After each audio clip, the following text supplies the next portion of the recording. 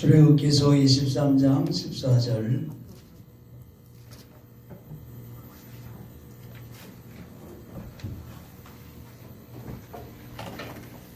다 하셨으면 교독을 하겠습니다. 너는 매년 3번 내게 절기를 지킬지니라. 내가 내게 명한 때로 아비와 내 지난 때에 7일 동안 무교병을 먹을지니 이는 그 날에 내가 애굽에서 나왔을시라. 빈손으로 내게 배우지 말지니라. 맥추절을 지키라. 이는 내가 수고하여 밭에 뿌린 것에 천절매를 거둠이니라. 수장절을 지키라. 이는 내가 수고하여 이룬 것을 연말에 밭에서부터 거두어 저장함이니라. 3번씩 주 여호와께 보일지니라. 아멘. 신명기 16장 16절로부터 17절까지의 말씀으로 같이 다시 한번 보도록 합니다. 너희 가운데 모든 남자는 1년에 3번 무교절과 77절과 주막절 내 하나님 여호와께서 택하신 곳에서 여호와께 배우되 빈손으로 여호와께 배우지 말고 내 하나님 여호와께서 주신 복을 따라. 아멘. 할렐루야. 2020년도 이제 우리 추수감사절 예배를 하나님께 드리게 됨을 감사드립니다. 오늘 이 예배를 드리면서 감사의 삶이라고 하는 제목으로 하나님 말씀을 드리게 됩니다. 한번 따라합시다. 감사의 삶. 할렐루야. 하나님께서 이스라엘 백성들에게 오늘 본문의 말씀대로 1년에 3번씩은 꼭 하나님 앞에 나와서 감사로 절기를 지키라 이렇게 말씀을 하고 있습니다. 그 감사의 제사는 6월절 감사 그리고 맥추절과 수장절, 다시 말하면 우리가 지키는 추수감사절 예배를 말씀을 하고 있습니다. 그래서 모든 남자들은 꼭 3번씩 하나님 앞에 나와서 예배를 드리라 이렇게 말씀을 하고 있습니다. 우리가 잘 아는 대로 6월절 감사는 이스라엘 백성들이 애굽 땅에서 해방받은 것을 기억하면서 하나님 앞에 감사하는 절기가 6월절 감사인 줄로 믿습니다. 6월절 감사. 그래서 이 6월절 여기 출애굽기 23장 15절에 나오는 무교병의 절기, 이것이 바로 6월절 감사인데 이 감사를 잊지 말고 드리라, 하나님 앞에 드리라 하는 것을 말씀을 하고 있습니다. 그러면 여러분, 이스라엘 백성들이 하나님 앞에 지키라고 하는 이 6월절 절기와 우리와 무슨 상관이 있느냐? 우리도 이스라엘 백성들이 지켜야 될 것을 지켜야 하는가 이렇게 생각을 할 수 있는데, 육적인 이스라엘 백성들이 드려야 될 그러한 6월절 감사는 저와 여러분은 영적인 이스라엘 백성인 줄로 믿습니다.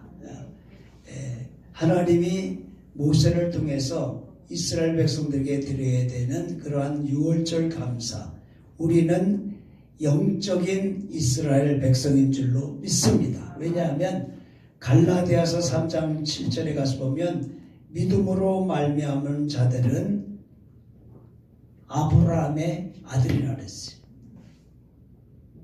하나님이 6월절 제사를 드리라고 한 것은 이스라엘 육적인 이스라엘 백성들이지만은 저와 여러분도 믿음으로 구원받은 하나님의 백성이기 때문에 영적으로 아브라함의 자손인 줄로 믿습니다.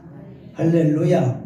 그리고 이스라엘 백성들은 이 6월절 감사를 드릴 때 어린 양의 죽음의 피를 대문에 바른 그 6월절 피로 말미암아 그들이 애굽 땅에서 해방을 받았지만은 저와 여러분은 그 6월절 어린 양이 바로 누구냐면 예수님이 바로 어린 양, 유월절 어린 양이 되는 것입니다. 그래서 사도 바울은 고린도전서 5장 7절에 거기에 이렇게 말씀하고 한번 읽어보시겠습니다. 너희는 누룩이 없는 자인데 묵은 누룩을 내어버리라.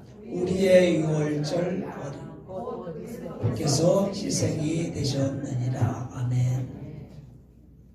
이스라엘 백성들은 어린 양을 잡아서 그 피를 대문에 발라 그 피를 바름으로 이제 애굽 땅에서 해방을 받았는데 그 이스라엘 백성들이 어린 양의 희생의 피를 바른 것은 바로 무엇이냐면 우리의 그리스도께서 예수 그리스도께서 우리의 유월절 양이 됐다는 것입니다. 아멘. 저와 여러분은 예수님을 믿음으로 예수 그리스도의 그 십자가의 피로 말미암아 해방을 구원을 받아서 죄에서 해방받음으로 말미암아 우리가 구원을 받은 것입니다.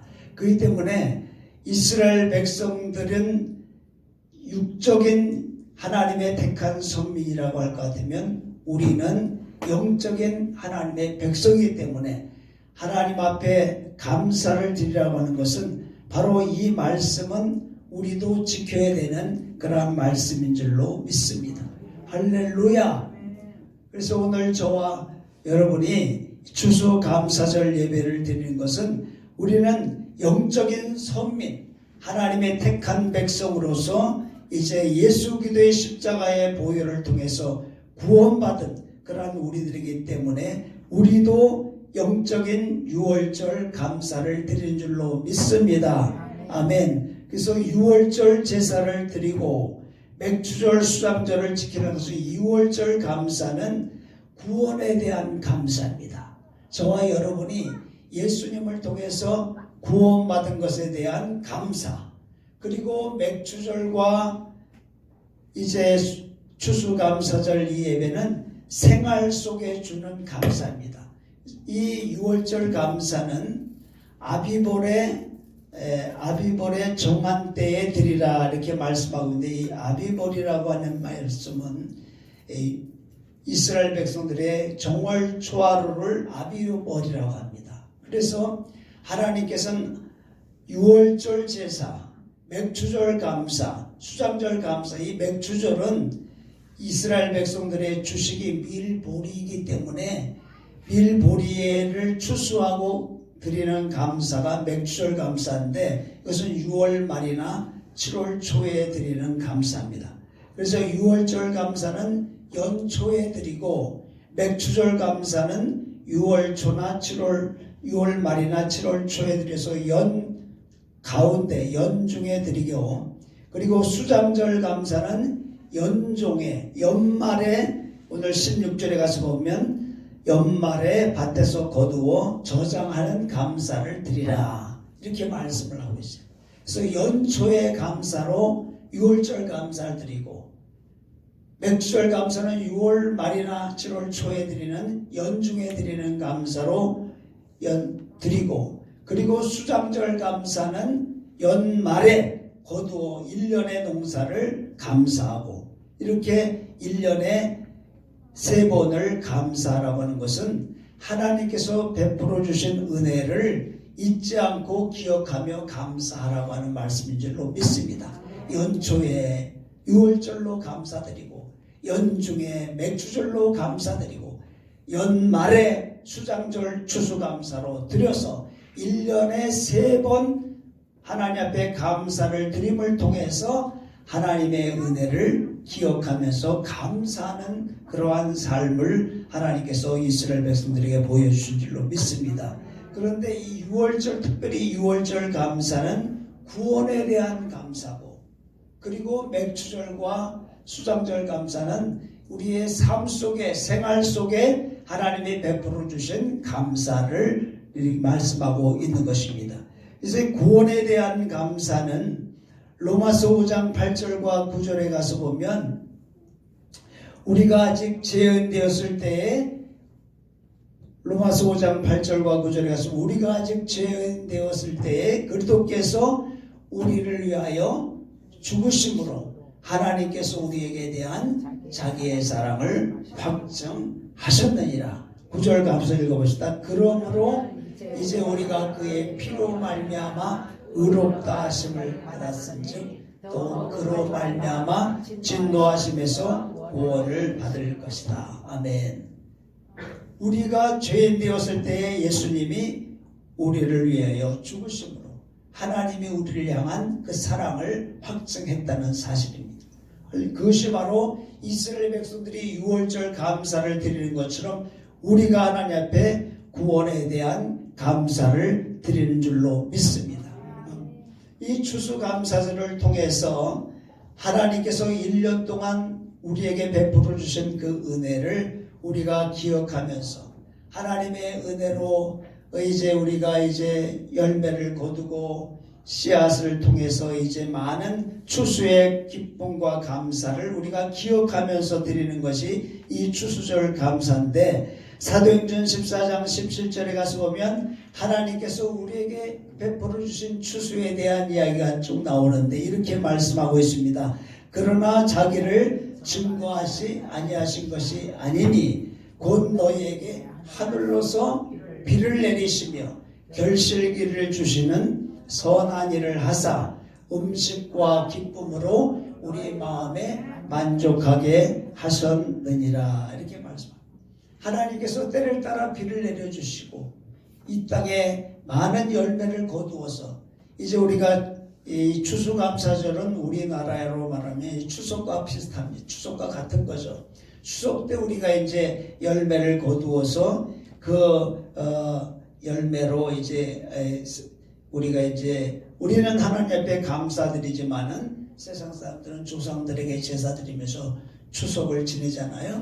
그런 것처럼 오늘 이 앞에 강단에 차려놓은 모든 열매, 곡식, 채소, 과일들, 이 모든 것들이 하나님께서 하늘로서 비를 내리시는 그러한 선한 일을 통하여 우리에게 결실한 이 모든 열매들이 오늘 이 강단 앞에 놓여져 있습니다. 채소도 있고 이제 정말 아름답게 강단을 이렇게 장식을 해서 하나님 앞에 이렇게 예배를 드리게 돼서 참 이 강단이 아름답게 됐지만 이 강단을 아름답게 할 수 있는 모든 열매들, 채소들, 그리고 곡식들, 여기 보면 이제 떡도 갖다 놨는데 떡이라든지 이런 모든 것들이 다 하나님이 하늘로서 비를 내리시는 선한 일을 통하여 우리에게 결실기를 주심으로 말미암아 이 모든 것들이 이루어진 것입니다. 그래서 이 모든 것을 하나님 앞에 올려드리고 하나님께서 이렇게 우리의 삶 속에 생활 속에 베풀어 주신 것을 우리가 기억하면서 하나님의 감사를 드리는 절기가 우리 추수감사절 절기인 줄로 믿습니다. 한 알의 열매가 맺어지기 위해서 인간이 수고한 것은 인간이 이제 씨앗을 심고 물을 주고 돌보는 수고를 인간이 하죠, 농사할 때. 그런데 인간의 수고는 어떤 여기 보면 감도 있고 여러 가지 이제 배도 있고 뭐 여러 가지 이제 열매들이 있잖아요. 근데 옥수수 한 알이 옥수수 하나가 맺어지는데 인간의 수고한 노력은 이 농업학자들이 다 연구를 해보니까 인간의 수고는 5%밖에 들어가질 않답니다. 옥수수 하나의 열매가 맺어지는데 사람이 씨앗을 심고 물을 주고 여러 가지 돌보는 수고를 하지만 이 모든 열매들이 맺어지는데 인간이 투자한 것은 5%밖에 되지 않는다는 거예요. 왜냐하면 하나님께서 거기에 햇빛을 비춰주시고 또 이슬을 내려주시고 비를 내려주시고 또 땅속에 많은 양분들을 흡수하게 만드는 그러한 자연적인 하나님의 자연의 공급이 나머지 95%라는 것입니다. 사람의 수고는 5%밖에 되지. 아무리 사람이 수고하고 노력을 해도 씨앗을 심고 물을 준다 할지라도 하늘로서 비가 내려오지 아니하면 햇빛이 비춰주지 아니하면 그리고 바람과 그리고 땅속의 양분이 공급되지 아니하면 인간의 수고는 열매를 맺을 수가 없다는 것입니다. 할렐루야. 그래서 우리는 이 모든 것들을 해주신 것에 대해서 내가 수고해서 내가 땀 흘려서 했다고 하는 것보다도 하나님이 도우신 것을 기억하는 그러한 것을 우리가 하나님이 원하셔서 이러한 은혜를 주신 줄로 믿습니다. 여러분 신명기 8장 17절로 18절에 가서 보면 사람이 수고해서 많은 이제 돈을 벌었다 할지라도 사람이 수고하고 장사를 하고 농사를 짓고 또 여러 가지 땀을 흘려서 많은 그러한 재물을 얻었다 할지라도 우리의 마음과 생각 속에는 야 이것은 내가 노력하고 내가 능력이 있어서 이렇게 재물을 얻었다 이렇게 말하지 말라고 그랬어요. 한번 읽어보시겠습니다. 또 두렵건대 내가 마음에 이르기를 내 손의 힘으로 이 재물을 얻었다 할까 하노라. 내 하나님 여호와를 주었습니다. 언약을 오늘날 드리지. 아멘. 우리가 수고하고 땀 흘려 열심히 노력을 해서 이제 우리가 직장 생활도 하고 장사도 하고 농사도 짓고 해서 나름대로 우리가 돈을 벌었다고 합시다. 그 돈을 벌고 수익을 얻고 이익을 얻었을 때 야 내가 열심히 남보다 그렇게 노력을 많이 하고 내가 남보다 지혜가 있어가지고 이렇게 해가지고 이렇게 많은 것을 얻었다. 이렇게 생각하고 이렇게 말하지 말라는 거예요. 믿습니까? 왜냐하면 그렇게 많은 수익과 열매를 얻었을 때 꼭 잊어버리지 말고 기억해야 될 것은 하나님을 기억하라. 하나님께서 나에게 건강을 주시고 하나님께서 나에게 지혜를 주시고 하나님께서 나에게 그래도 열심히 일할 수 있는 그러한 의욕적인 그러한 마음을 주셔서 이렇게 하나님의 은혜로 내가 이렇게 돈을 벌었구나. 내가 하나님의 도우심으로 내가 이렇게 좋은 그러한 결과를 남보다 더 나은 결과를 얻었구나 해서 하나님을 기억하고 하나님 앞에 감사하고 하나님께 영광을 돌려야지 내가 하는 내 능력으로 내 손의 힘으로 이렇게 하게 되면 인간이 교만해지고 인간이 자기를 나타내는 자랑이 되고 그렇게 되면은 하나님이 기뻐하지 않고 더 이상 하나님의 은혜가 임하지 않기 때문에 할렐루야. 그래서 하나님은 그거를 기뻐하지 않는다. 또 두렵건대 하나님이 두렵다. 왜냐하면 교만은 패망의 선봉이고 교만하면 마귀의 도구가 돼서 결국은 하나님 앞에 쓰임받지 못하니까 그렇게 하지 말라는 것입니다. 할렐루야. 우리는 모든 것이 하나님의 은혜이다. 아멘. 그러한 마음을 가질 때에 하나님께서 더 우리에게 크신 은혜를 베풀어 주신 줄로 믿습니다. 그래서 이렇게 너희 모든 남자는 매년 3번씩 하나님 앞에 보여라 이렇게 명령을 했어요. 여기에 모든 남자라고 하는 것은 여자는 안 해도 되느냐 이 말이 아니라 이스라엘 백성들은 남자를 모든 사람들의 대표로 말하기 때문에 모든 하나님의 백성들은 매년 3번씩 하나님께 보여서 감사 제사를 드려라 하는 게 명령을 하고 있어요. 그래서 감사는 명령인 줄로 믿습니다. 감사는 해도 되고 안 해도 되는 것이 아니라 우리가 하나님 앞에 드려야 될 의무요 마땅히 해야 될 일인 줄로 믿습니다. 사도 바울도 데살로니가전서 5장 18절에 범사에 감사라. 이는 너희를 향하신 하나님의 뜻이라 이 말이에요. 우리를 향하신 하나님의 뜻이 감사라고 하는 것인 줄로 믿습니다. 그러면 왜 하나님은 감사를 하라고 했느냐? 이 감사를 통해서 하나님은 영광을 받으신다 이 말이에요. 아멘. 우리가 감사할 때 그 감사의 제사, 감사의 말, 감사의 모습을 통해서 하나님은 기쁨과 영광을 얻으신다 이 말이에요. 그래서 시편 50편 23절에 감사로 제사를 드리는 자가 나를 어떻게 한다고 했어요? 영화롭게 한다고 했어요. 그 행위를 옳게 하는 자, 그 행위를 옳게 하는 것은 감사의 행위를 하는 자에게 하나님의 구원을 베풀어 주신다는 것입니다.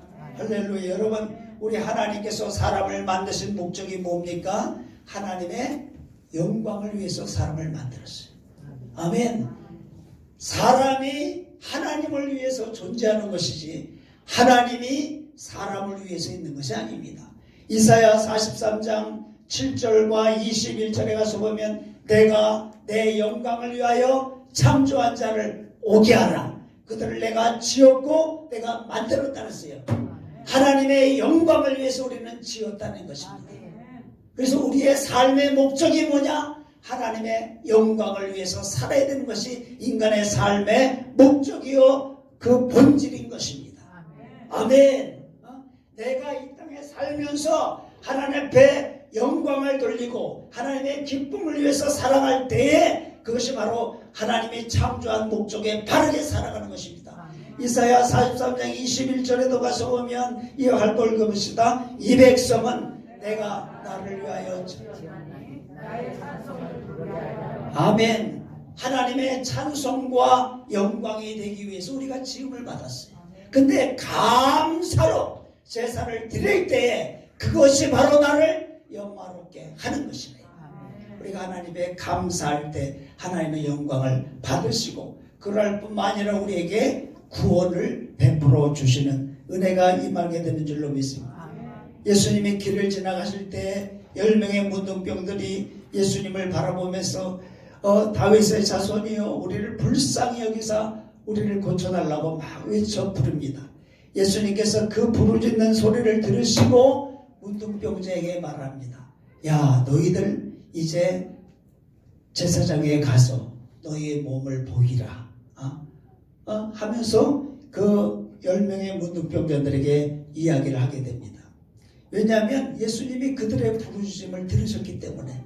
문둥병자는 사람들과 같이 있을 수도 없고 버림을 받고 저주받은 병이라서 그들은 어느 누구에 의해서 구원받을 수가 없어요. 오늘날에도 문둥병자가 치료받을 수 없는데 2000년 전에 어떻게 문둥병자가 치료받습니까? 그 병에 걸리면 죽을 수밖에 없는데 이 10명의 문둥병자들은 소문을 듣고 예수님을 만나면 우리는 치료받을 수 있다는 믿음을 갖게 됐어요. 아멘. 그들의 믿음이 얼마나 그래도 큰 것입니까? 예수님은 우리를 고칠 수 있다. 그러니까 그 예수님을 우리가 만나면 우리는 나을 수 있다는 그 확실한 믿음을 가지고 마침 예수님이 지나간다는 그 길에 이 문둥병들이 찾아 나와서 예수님을 바라고 예수 선생님이시여 우리를 불쌍히 여겨달라고 막 부르짖습니다. 10명이. 그런데 예수님이 그 간절한 부르짖음을 듣고 말하기를 그래 너희들 이제 제사장에 가서 너희 몸을 보여라 그랬단 말이에요. 근데 왜 제사장에 가서 몸을 보이라고 했냐면 문둥병자는 반드시 제사장한테 가서 치료를 받을 때도 확증을 받은 다음에 자유함을 얻을 수가 있는 것입니다. 그래서 그 말은 이제 너희들 병이 났으니 너희들이 병이 난 것을 제사장한테 보여서 확증을 받고 자유함을 얻으라는 그 말입니다. 그래서 이 10명의 문둥병들 예수님의 말씀이 제사장에게 보이라고 했으니까 야 분명히 우리 몸은 나을 것을 믿고 그 제사장에 계신 성전을 향하여 가다가 보니까 그들의 몸이 깨끗하게 난 것을 느꼈어요. 그 몸이 진물이 나던 그 진물이 이제 말라지고 그들의 몸이 가벼워지고 우리가 낫구나. 그들은 거기에서 막 너무너무 기뻐가지고 소리를 질렀습니다. 그래가지고 가다가 그 10명들이 춤을 추면서 그들은 다 각기 뿔뿔이 헤어졌는데 그 중에 한 사람 사마리아 사람이 자기 몸이 나은 것을 알고 너무너무 기쁘고 감사해서 확 가던 길을 돌이켜서 누구에게로 돌아왔냐면 예수님에게로 찾아왔습니다. 그리고 그 앞에 엎드려 절하면서 예수 선생님이시여 나를 고쳐주시니 너무너무 감사하고 고맙습니다. 나는 이 병으로 영원히 죽을 수밖에 없는데 이렇게 나를 살려주시 너무 감사합니다. 엎드려 막 절하니까 예수님이 그 한 사람 사마리아 사람에게 말하기를 너밖에 고침을 받지 않았느냐? 다른 사람은 어떻게 됐느냐? 다른 사람들 다 고침을 받지 않았느냐? 하면서 물어봤습니다. 근데 그 사람이 말하기를 예, 다 치료받았습니다. 그 말을 들은 예수님, 그러면 왜 너밖에 하나님께 영광을 돌리러 온 사람이 없느냐? 하면서 예수님이 그 무등병자에게 말합니다. 여기 가서 보면 16절 한번 15절 읽어보십시다. 그 중에 하나가 자기의 나은 것을 보고 큰 소리로 예수의 발 앞에 엎드려 살해하니 저는 사마리아인이라 그랬어요. 18절에 가서 보면은 이렇게 말씀합니다. 한번 읽어봅시다. 이 이방인 외에는 하나님께 영광을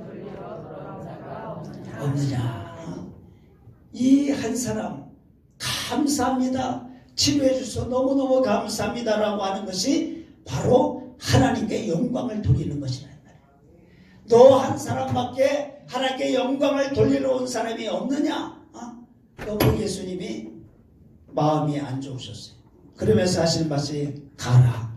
내 믿음이 너를 구원하였느니라. 할렐루야. 이 10명의 문둥병자들은 예수님의 능력을 믿는 치료받을 수 있는 믿음은 있었어요. 그러나 그들은 구원에 이르는 믿음은 없었어요. 감사하는 믿음은 없었어요. 믿습니까? 여러분, 우리가 하나님으로부터 많은 은혜와 사랑과 축복을 받았을 때에 그 은혜와 사랑과 축복에 대하여 우리가 잊어버리지 말고 감사할 수 있기를 바랍니다. 하나님의 능력을 믿는 그 믿음보다 더 큰 믿음은 감사하는 믿음인 줄로 믿습니다. 감사를 잊으면 할렐루야, 감사를 통하여 하나님의 영광을 받으시는 줄로 믿습니다. 때로 우리가 이 세상을 살면서 어렵고 힘든 일을 만날 때가 많습니다. 때로는 고난을 당할 때도 많고 여러 가지 환난 속에 있을 때도 있지만, 그러나 그 가운데에서 우리는 감사할 수 있기를 주의 이름으로 축원합니다. 감사할 때는 하나님이 역사하지만 우리의 삶 속에서 불평하고 낙심하고 원망하게 되면 거기에 사탄이 역사를 하는 것이. 민수기 21장 5절과 6절에 가서 보면 이스라엘 백성들이 광야를 지나갈 때에 거기 물이 없고 너무너무 힘드니까 그들이 거기에서 막 원망을 합니다. 한번 읽어보십시다. 백성이 하나님과 모세를 향하여 원망하되 어찌하여 우리를 애굽에서 인도하여 올려서 이 광야에서 죽게 하는고 이곳에는 식물도 없고 물도 없도다. 우리 마음이 이 박한 식물을 싫어하노라 하매 여호와께서 이스라엘 백성 중에 죽은 자가 많은지라. 여러분, 우리가 감사할 때는 하나님의 은혜가 임하지만 불평하고 원망하면 뭐가 옵니까? 불뱀이 오는 거예요. 불뱀은 바로 마귀를 상징하는 것입니다. 그래서 여러분, 우리가 어렵고 힘들어도 감사할 수 있기를 바랍니다. 아멘. 억지로라도 감사. 왜냐하면 여러분, 우리가 때로 이 신앙의 길은 이스라엘 백성들이 광야를 걸었던 것처럼 우리의 삶 속에 믿음의 광야를 지나갈 때가 있어요. 힘들고 어렵고 고통스러울 때가 있습니다. 그런데 그 고난과 어려움의 광야는 왜 하나님이 우리에게 오게 하느냐 하면 그 목적이 있는 것입니다. 있습니까? 우리가 신앙생활하는 것이 항상 온실 속의 화초처럼 바람도 없고 추위도 없고 고난도 없는 것이 아니라 때로는 비바람 몰아치고 정말로 여러 가지 고난의 시련이 우리에게 다가올 때가 있습니다. 그것은 어느 누구에게나 다 있는 거예요. 왜냐하면 신명기 8장 2절로부터 3절까지 가서 보면 내 하나님 여호와께서 너로 이 광야의 길을 어떻게 하셨다고 했어요? 걷게 하셨다 이 말이에요. 모든 하나님의 자녀들은 크든지 작든지 길든지 짧든지 누구나를 막론하고 광야의 길을 통과하게 하는 것입니다. 믿습니까? 광야를 지나게 하는 거예요. 그런데 이 광야의 길을 걷게 하시는 그 목적이 있습니다. 무슨 목적이냐면 이는 다 너를 낮추시고, 할렐루야, 이것은 바로 하나님 앞에서 나를 믿고 내 능력을 믿고 내 자신을 믿었던 그 마음을 내려놓고 하나님을 의지하는 그러한 사람으로 만들기 위해서 하나님이 우리를 광야의 길을 걷게 하신다는 것입니다. 그리고 두 번째 목적은 하나님 앞에 순종하는 사람이 되게 하기 위해서. 아멘. 하나님만. 그리고 이제 세 번째로는 하나님만 의지해서 그 광야 속에서 하나님의 살아계신 것을 체험하게 하기 위해서. 여기 사람이 떡으로만 사는 것이 아니고 하나님의 입으로 나오는 말씀으로 사는 것. 이것은 뭐냐 하면은 내 능력으로 살아가는 것이, 내 능력으로 살 수가 없는 것이 광야입니다. 광야는 물도 없고 양식도 없고 광야는 힘든 거예요. 그래서 거기에서는 살려면은 하나님이 도와주셔야 되는 거예요. 물을 주셔야 되고 양식을 주셔야 되는 것입니다. 아니 이렇게 자연적으로 살 수 없는 가운데서 초자연적으로 하나님의 살아계신 것을 체험할 수 있는 것이 광야인 것입니다. 여러분, 내 힘으로 능으로 할 수 없는데 내가 기도했더니 하나님이 도와주셔서, 하나님이 응답해 주셔서, 하나님이 역사해 주셔서 내 문제를 해결해 주시고 내 병을 고쳐주시고 나의 어려운 그 환경 속에서 나를 건져주셨다고 하는 그 체험을 우리는 이 광야를 통해서 하게 된다 이 말이야. 하나님이 정말 살아계시구나. 하나님이 정말로 응답하시는구나. 하나님이 정말로 능력이 있으신 분이구나 하는 것을 체험하게 하기 위해서 그렇게 지나가게 하시는 것입니다. 그래서 여러분, 우리 성도들은 어느 누구나를 막론하고 알게 모르게 이 광야를 지나가는데, 이 광야를 지날 때에 하나님을 의지하고 고난 속에서 기도하고, 그래서 그 기도를 통하여 하나님의 살아계심을 경험하고 응답을 체험하고 하나님의 역사를 통하여 내가 점점 믿음이 더 견고해지고 더 커지는 그러한 하나님의 그 훈련 과정이 있다는 것입니다. 그렇기 때문에 여러분, 어렵고 힘들어도 낙심하지 마시고 불평하지 마시고 거기에서 더 하나님을 의지할 수 있기를 바랍니다. 여러분, 믿음이 좋다고 해서 고난이 없는 게 아닙니다. 기도 많이 한다고 해서 어려움이 없는 게 아닙니다. 왜냐하면 하나님은 우리를 훈련해서 더 훌륭한 믿음의 사람으로 키우시기를 원하시기 때문입니다. 우리가 제일 우리가 잘 존경하는 사람이 누굽니까? 이 신학의 사도 바울이죠. 사도 바울이 얼마나 믿음이 좋고 하나님의 귀한 일꾼이었습니까? 그러나 이 사도 바울도 얼마나 고난을 많이 당했는지 고린도후서 1장 8절과 9절 한번 가서 보십시다. 고린도후서 1장 8절 한번 읽어봅시다. 시작. 형제들아, 우리가 혈세에서 당하는 환난을 심해 지나도록 우리의 마음에, 아멘, 거기까지 보십시다. 이 사도 바울이 복음을 전하면서 얼마나 많은 고난을 당했는지, 그 고난 속에서 핍박도 받고 고난도 받고 때로는 옥에 갇히기도 하고 매를 맞기도 하고 때로는 풍랑을 만나서 바다 가운데 헤매기도 하고 그냥 때로는 돌도 맞기도 하고 돌로 맞아 죽을 지경도 당하고 이러한 힘에 지나도록 심한 고생을 받았어요. 살 소망까지 끊어지고 어떻게 됐다고 했어요? 사형 선고를 받으면 이제는 끝났다. 난 죽었다. 여러분, 하나님을 위해서 헌신하고 충성하여 복음을 전하는 사도 바울에게 하나님이 지켜주시고 보호해주시고 편안한 길을 가고 이렇게 해야 되는데 너무너무 고난을 당하는 거예요. 자기 힘에 버거울 정도로 이제는 사형 선고를 받을 정도로 그렇게 고난 속에서 고난을 당하게 한 것은 왜 그러냐? 그 목적이 있다 이 말이에요. 그것은 뭐냐면은 오직 이는 우리로 누구를 의지하지 말고 자기를 의지하지 말고 누구를 의지하라고요? 하나님만 의지하라고. 할렐루야.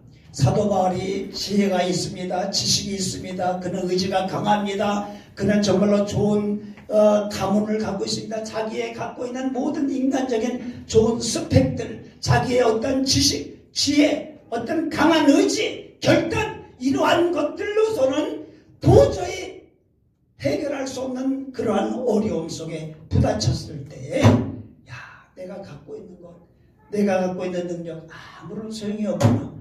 하나님 의지해야 되고, 그래서 하나님 앞에서 자기를 낮추고 오직 하나님만 의지하게 하기 위해서.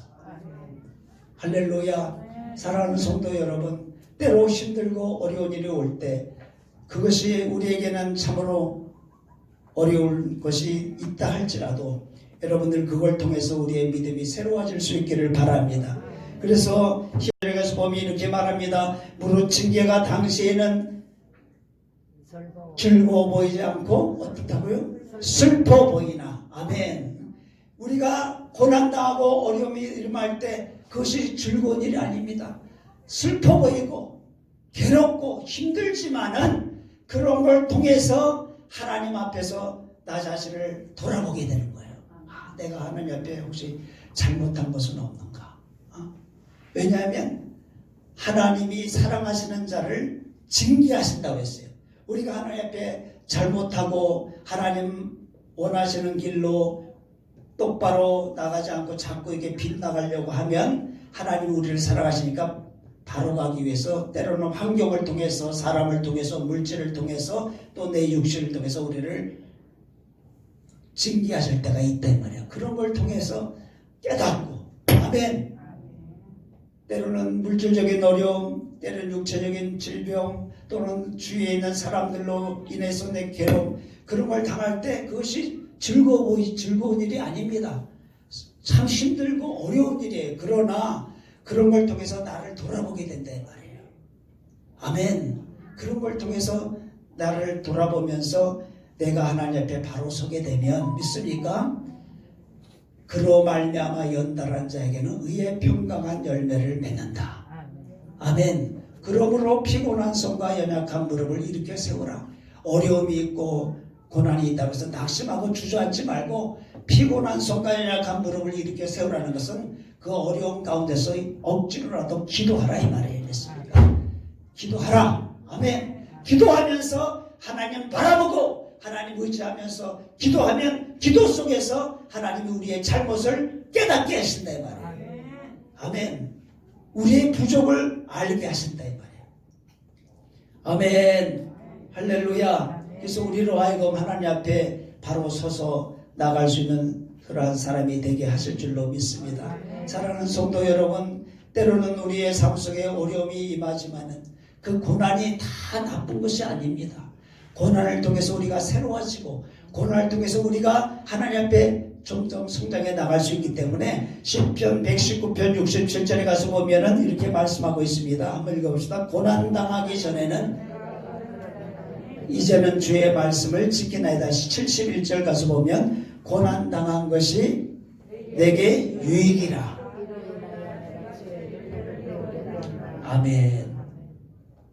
여러분, 우리에게 때로는 힘든 어려움이 와도 그 어려움으로 인해서 불평하고 낙심하지 마십시다.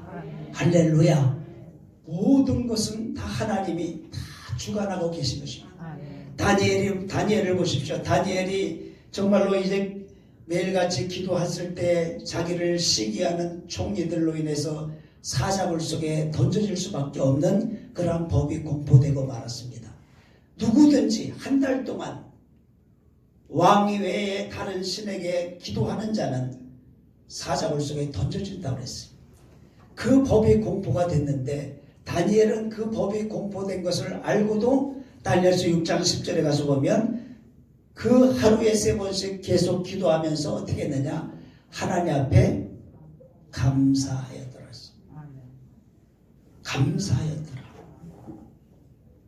자기가 포로로 바벨론 나라에 잡혀가지고 그냥 천신만고 끝에 총리까지 올라갔어요. 이제는 편안하고 아무런 부족함이 없는 자리에 올라갔는데 하나님을 잘 섬기고 매일같이 기도하고 자기 민족을 위해서 기도했는데 아니 하나님 앞에서 잘못된 것이 하나도 없는데 사자굴 속에 던져지게 되는 그러한 위기에 처했어요. 하나님 앞에 원망할 수도 있습니다. 또 낙심할 수도 있습니다. 그러나 그는 그렇게 하지 않고 하나님의 감사에 들었어요. 할렐루야. 근데 어떻게 됐습니까? 사자굴 속에 던져졌지만은 하나님이 천사를 보내서 사자의 입을 봉하여 다니엘을 건져내고 시기하던 2명의 총리들을 대신 사자의 밥이 되도록 죽임을 당하게 하고 말았어요. 여러분, 하나님은 합력하여 선을 이루십니다. 좋은 일은 좋아서 감사하고 나쁜 일과 힘든 일이 있다 할지라도 그것을 감사하면 하나님은 그 일을 좋게 만들어 주시는 것입니다. 할렐루야. 그렇기 때문에 감사로 제사를 드리는 자가 나를 영화롭게 하나니 그 행위를 옳게 하는 자에게 나의 구원을 보이리라. 불평하는 사람에게는 더 어두운 곳으로 끌려가지만 감사하는 자에게는 그 어둠이 변하여 빛이 될 줄로 믿습니다. 그 어둠이 변하여 나에게 복이 될 줄로 믿습니다. 그래서 우리의 입술에는 감사할 수 있기를 주의 이름으로 축복합니다. 욥이 복을 받았던 것은 재물을 잃어버리고 자녀를 잃어버리고 자기 건강을 잃어버리고 자기 아내도 자기를 떠났지만은 그러나 그 어려운 환경 속에서 그는 원망하고 낙심하지 않았습니다. 주신 분도 하나님이시요 가져가신 분도 하나님이 아니십니까? 내가 어머니 뱃속에서 빈손 들고 알몸으로 나와 싸운즉 내 것은 아무것도 없지 않습니까? 하나님이 나에게 재물도 주셨고 하나님이 나에게 자녀도 주셨고 하나님이 나에게 건강도 주셨다가 또 가져가시니 내가 하나님의 불평할 거리 없습니다. 주신 자도 여호와시여 취하신 자도 여호와시오니 하나님의 이름이 찬송을 받으실지니다 하고 어리석게 그 입술로 하나님 앞에 범죄하지 않았다 그랬어요. 여러분 어떠한 환경 속에서도 감사하십시다. 진정한 감사는 내게 무슨 것이 플러스 되어질 때 감사하는 것이 잃어버렸을 때 감사 그것이 승리의 비결인 줄로 믿습니다. 할렐루야. 여러분 오늘 우리 주수 감사절을 통해서 첫째로 우리는 나를 구원해 주신 그 주님의 은혜를 감사하시고 두 번째로 우리는 2020년도 이 한 해 동안 나의 삶 속에서 생활 속에서 알게 모르게 하나님이 나를 보호해 주시고 지켜주시고 인도해 주신 하나님의 그 주신 은혜를 기억하십시다. 그리고 감사할 수 있기를 바랍니다. 때로 우리가 광야의 길을 지나는 것 같이 어렵고 힘든 과정에 있다 할지라도 그 과정 속에서 우리는 더 하나님 의지하고 아멘 할렐루야 하나님 더 의지하고 하나님 앞에 더 가까이 나갈 수 있는 그러한 기회로 삼으실 수 있기를 주의 이름으로 축복합니다. 기도하겠습니다. 아버지 하나님 2020년 추수감사절을 지내면서 이 한 해 동안 하나님께서 저희들에게 베풀어 주신 그 모든 것들을 기억할 수 있는 시간이 되기를 기도합니다. 하나님께서 이스라엘 백성들에게 3번의 절기를 꼭 지키라고 말씀하셨습니다. 연초에 유월절을 지키고 연중에 맥주절 감사를 지키고 연말에 수장절 추수감사절 제사를 드리라고 하므로 1년 동안에 하나님께 대한 감사를 잊어버리지 않고 살라고 말씀하고 있습니다. 하나님 아버지 우리가 아직 죄인 되었을 때 예수님께서 우리를 위하여 죽어주심으로 우리를 죄에서 해방하여 구원하여 주신 그 구원의 은혜를 우리가 늘 잊지 않고 기억하게 하시고 또한 우리의 삶 속에서 하나님께서 돌보아 주시고 베풀어 주신 그 은혜를 우리가 잊지 않고 기억하며 감사할 수 있는 죄들을 되게 하여 주옵소서. 아버지 하나님이여 이제 추수감사절을 지내면서 이 한 해 동안 하나님께서 우리에게 베풀어 주신 그러한 선한 일들을 기억하며 하나님께 감사드립니다. 이 감사의 예배를 통하여 하나님 영광을 받으시고 우리에게 더 큰 구원의 역사, 은혜의 역사를 내려주실 줄로 믿습니다. 때로 우리가 광야와 같은 어려운 환경 속에 있다 할지라도 그 가운데서 우리가 감사를 잃지 않도록 은혜 주시옵소서. 예수님 이름으로 기도하옵나이다. 아멘.